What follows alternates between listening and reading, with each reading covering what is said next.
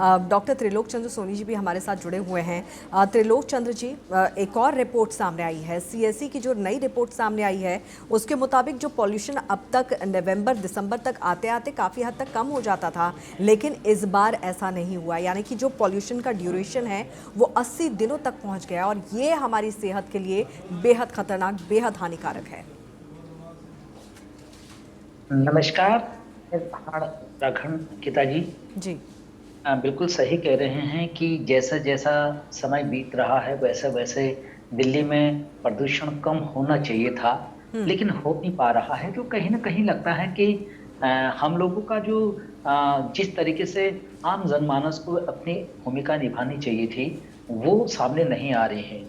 अंकिता जी, निश्चित तरीके से पर्यावरण संरक्षण के क्षेत्र में काम करने के वजह से मैं ये बताना चाहूंगा आपको, दिल्ली शहर वालों को भी, निश्चित तरीके से हम लोगों को पेड़ पौधे अधिक लगाने पड़ेंगे। उसके लिए हमको जगह तलाशने की जरूरत है। उसके लिए हमको जो है कि ऐसा स्थान चिन्हित करने की जरूरत है।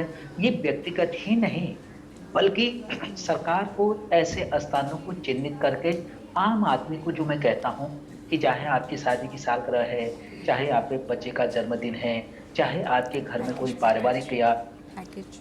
कोई ऐसे यादगार पल हैं, ऐसे यादगार पलों पर अगर आप पौधा लगाना भी चाहते हैं तो आप कहाँ पर लगाना चाहेंगे? जी। कौन सा स्थान होगा?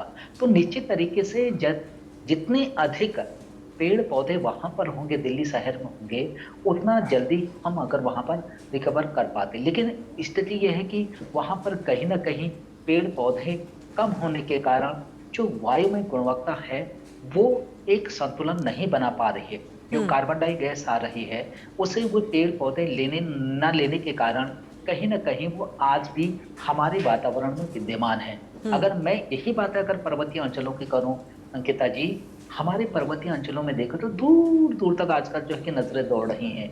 आजकल इतना खुशनुमा मौसम हुआ है कि इतनी ठंड पड़ रही है कि यहाँ पर जो कि पानी भी जमना शुरू हो जाए। जी। ऐसे ऐसे स्थितियां हो रही, लेकिन जहां एक और तरीके की वातावरण बना हुआ है, दूसरे ओर उसी देश में जो है दिल्ली जैसा माहौल बना है, तो कहीं ना कहीं हमको तत्परता से काम करना पड़ेगा। हमको सूझबूझ से काम करना पड़ेगा। सरकार को ऐसे कार्य योजना लाने पड़ेंगे जिससे आम जनमानस वहां पर अपनी सहभागिता निभा पाए। अगर कोई व्यक्ति सहभागिता निभाना भी चाहे, अगर पेड़ पौधों लगाने के लिए अंकिता जी अगर जगह नहीं होगी तो कहाँ पर लगाएंगे? पार्कों में चिन्हित के लिए हमने तो अब इसी चैनल के माध्यम से हम तो दिल्ली सरकार को भी ये सुझाव देना चाहते हैं, निश्चित तरीके से सड़कों के अगर जगह नहीं है तो सड़कों के जो डिवाइडर बने हैं वहां आप पेड़ पौधे लगाइए ना। आपका इतनी जगह नहीं लेंगे।